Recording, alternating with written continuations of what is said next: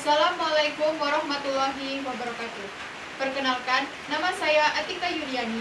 Di sini saya akan mempresentasikan materi Bahasa Indonesia tematik pada kelas 2 semester 1, tema 4, Hidup Bersih dan Sehat, subtema 1 dengan judul Hidup Bersih dan Sehat di Rumah.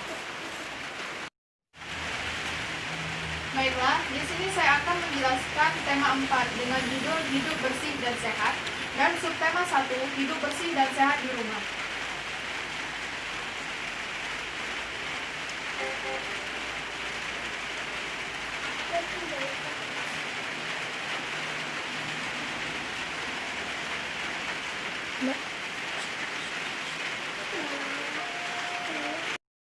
Di sini saya sudah menyiapkan sebuah teks cerita yang berjudul Hidup Bersih dan Sehat, yang berisian materi pokok tentang ungkapan, ajakan, perintah, penolakan yang terdapat dalam teks cerita atau lagu yang menggambarkan sikap hidup rukun.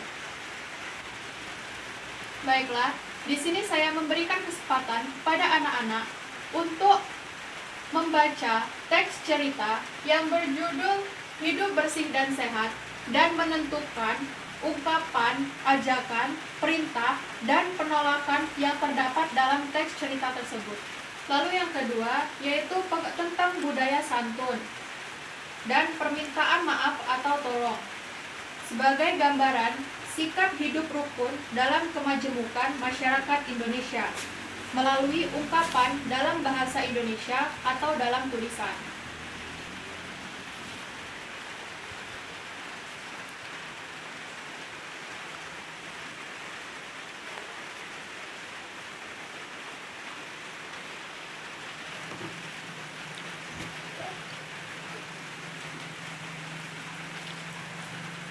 Budaya santun.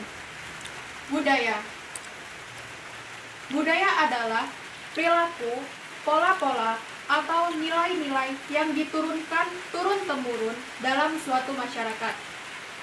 Sopan santun atau budaya santun adalah sikap atau perilaku yang menghormati orang lain melalui komunikasi dengan menggunakan bahasa yang tidak meremehkan atau merendahkan orang lain.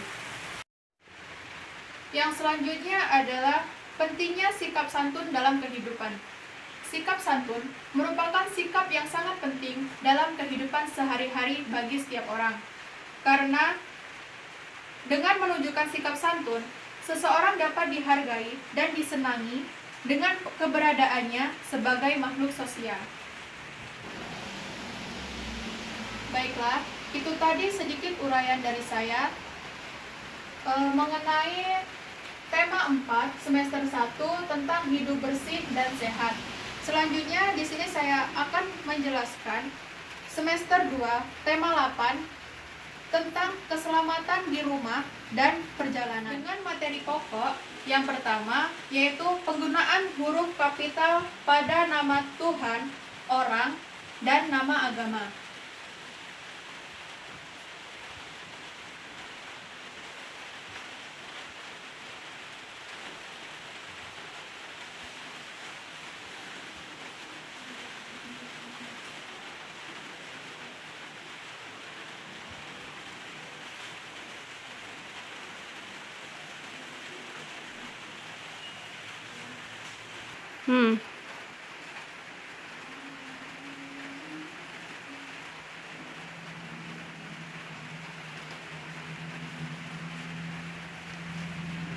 Materi yang pertama yaitu penggunaan huruf kapital pada nama Tuhan, orang, dan nama agama.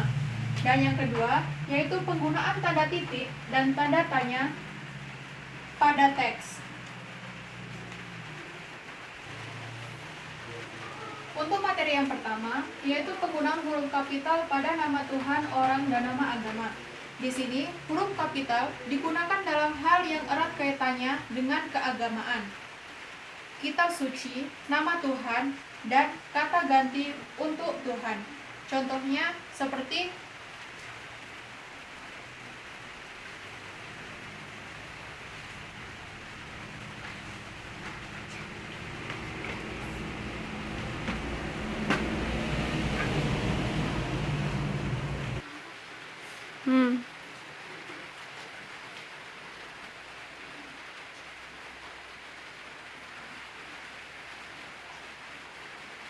Contoh dari penggunaan huruf kapital pada nama Tuhan, orang, dan nama agama. Seperti contoh, Islam. Huruf pertama dalam penggunaan kata Islam yaitu huruf besar, yaitu Islam. Dan kitabnya yaitu adalah Al-Quran. Pada agama Kristen, di sini menggunakan Alkitab, dan pada agama Hindu, di sini menggunakan Veda. Dan pada kata ganti untuk Tuhan, yaitu Allah, menggunakan kata ganti yang maha kuasa atau yang maha pengasih. Yang selanjutnya yaitu penggunaan huruf kapital pada nama orang. Penggunaan huruf kapital yang digunakan dalam penggunaan nama orang seperti contohnya, yaitu contohnya Dian Wahyuni sedang bermain di taman.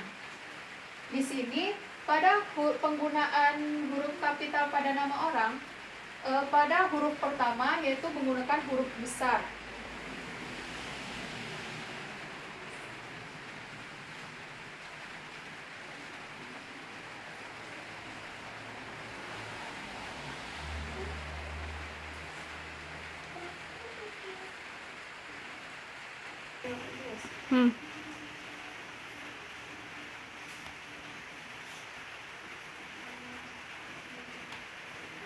Baiklah, ini merupakan contoh penggunaan huruf kapital pada nama orang, yaitu pada penggunaan nama orang, huruf pertama harus diawali dengan huruf besar.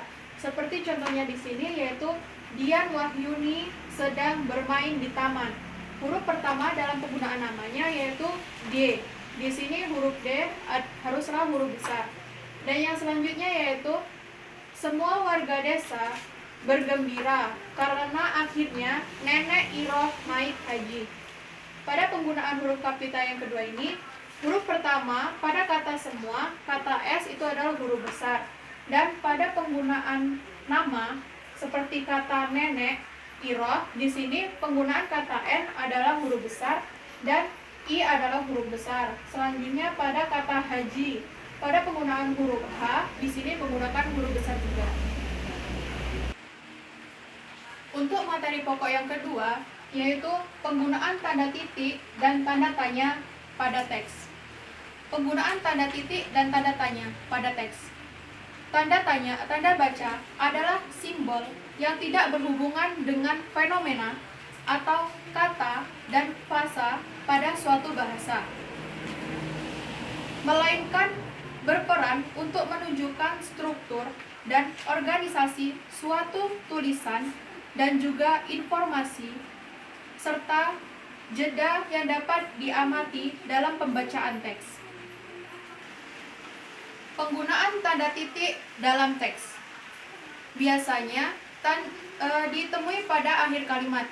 Tanda titik ditemui pada akhir kalimat dan tanda titik menjadi penanda akhir dari rangkaian sebuah kata.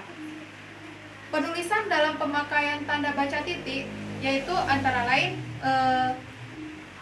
dipakai untuk mengakhiri singkatan yang belum resmi, seperti halaman atau nama gelar. Yang kedua yaitu tanda titik tidak dipakai pada judul. Nah, di sini tanda titik tidak dipakai pada judul-judul buku. Dan yang ketiga yaitu dipakai untuk mengakhiri angka ataupun huruf pada bentuk teks. Dan yang keempat yaitu dipakai dalam daftar pustaka. Yang kelima yaitu dipakai untuk batasan angka suatu satuan atau ribuan. Di sini tanda titik dipakai pada batasan angka satuan atau ribuan. Misalnya seperti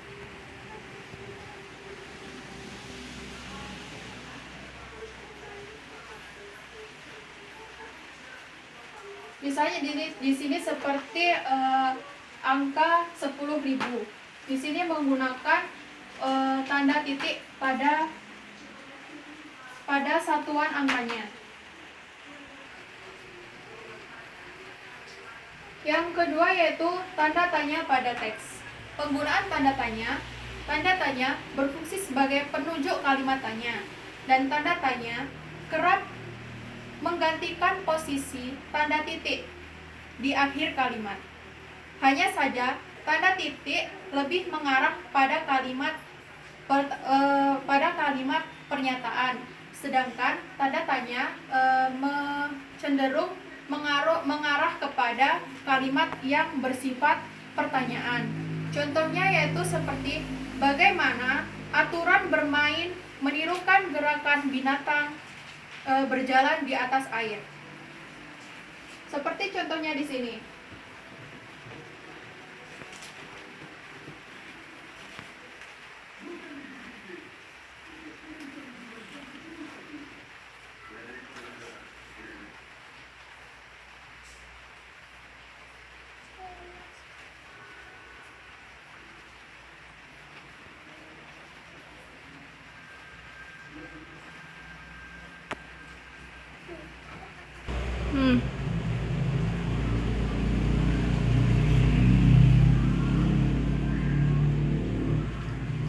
Baiklah, seperti contoh di sini.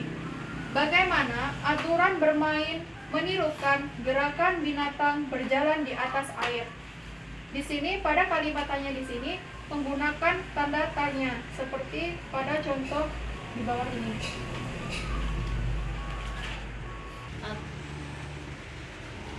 Baiklah, itu tadi sedikit uraian dari saya tentang materi semester 1 dan semester 2 Bahasa Indonesia Tematik. Dan di sini saya sudah menyiapkan evaluasi dari mata pelajaran tersebut. Di sini saya menyiapkan 2 evaluasi. Yang pertama yaitu mengenai hidup bersih dan sehat. Dan di sini saya menyarankan kepada siswa untuk mencari ungkapan, ajakan, perintah, penolakan yang terdapat dalam teks cerita yang berjudul Hidup Bersih dan Sehat tersebut. Dan yang evaluasi yang kedua yaitu siswa mencari teks yang menggunakan tanda baca. Di sini saya sudah menyiapkan sebuah teks yang berjudul Aturan Bermain Menirukan Gerakan Binatang Berjalan di Air. Dan di sini siswa diwajibkan untuk mencari tanda baca pada teks cerita tersebut. Baiklah, itu tadi hasil presentasi dari saya. Apabila saya terdapat kekurangan, saya mohon maaf. Kepada Allah saya mohon ampun. Saya akhiri. Wassalamualaikum warahmatullahi wabarakatuh.